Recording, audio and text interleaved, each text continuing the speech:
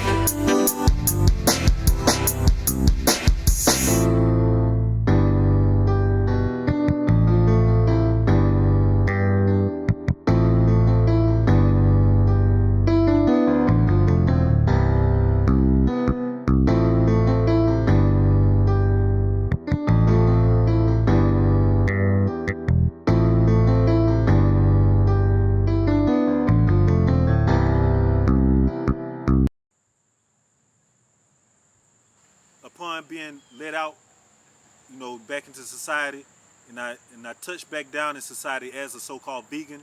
So I was very particular about the food that I was eating.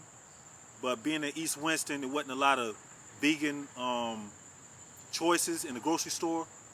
Fresh produce section looks different than the western side of town. Like, if you go into the produce section, our food looks like it's withering, and you just have to look too hard to find fresh food.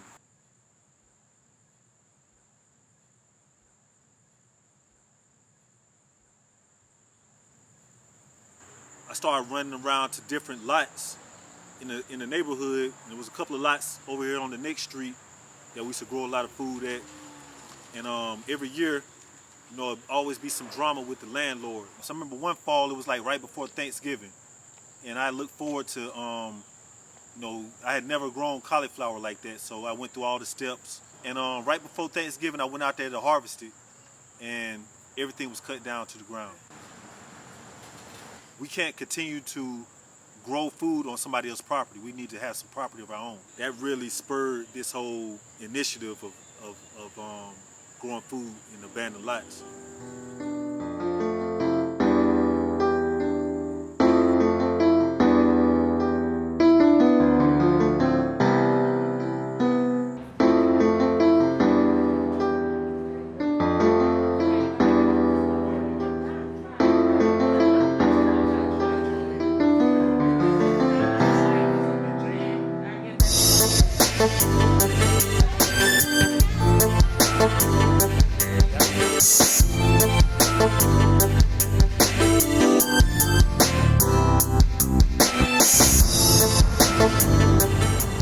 Art is life.